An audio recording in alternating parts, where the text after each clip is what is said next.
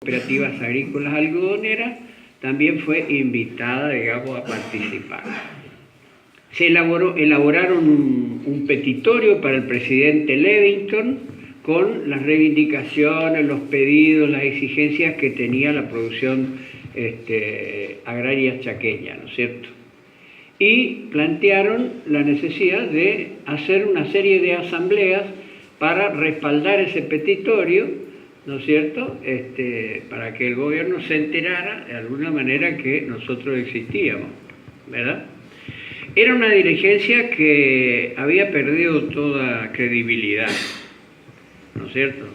No le estoy contando nada nuevo, digamos, cuando hablo de esta manera, pero así como ocurre hoy con una buena parte de la dirigencia,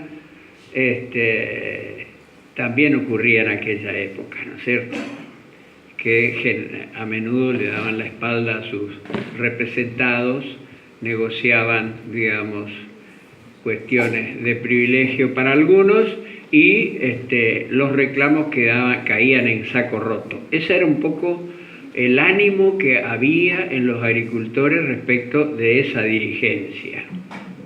Recuerdo que el obispo Di Stefano, en esa misma época, él daba sus homilías en la misa de las 8 en la Catedral de Sanz Peña, todos los domingos, y se transmitía por LT16, en forma directa, esa homilía. Bueno, el obispo fue el que empezó a levantar la voz de protesta y, de alguna manera, a poner en evidencia a esta dirigencia que no representaba los intereses de sus asociados. Y bueno, era muy escuchado. En ese momento podía yo decir de que era el único hombre en quien la gente depositaba una cuota de confianza, ¿no? Al único que le creían era al obispo. En ese momento, a los demás, a ninguno, ¿no es cierto?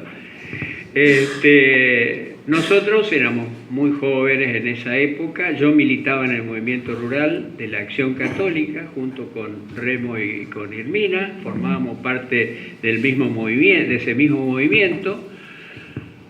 Un movimiento juvenil que se organizaba en las colonias, en torno a las capillas o a las escuelas, ¿no es cierto?, nucleando a la juventud rural en torno a la temática, un poco, digamos, también con la agenda religiosa, pero con un contenido de mucho análisis de la realidad, de los problemas que tenía la juventud, etcétera, etcétera.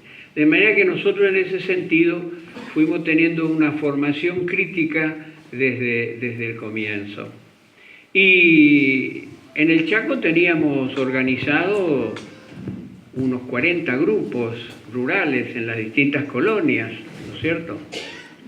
Por otro lado, existían también los centros juveniles cooperativistas organizados en cada una de las cooperativas de la provincia. De ahí surge la otra vertiente juvenil, ¿no es cierto?, que después fuésemos en definitiva los que encabezamos el movimiento de las ligas agrarias, del movimiento rural y de los centros juveniles cooperativistas, de donde también pertenecía Carlos Piccoli, el hermano de él, Carlos Soriano.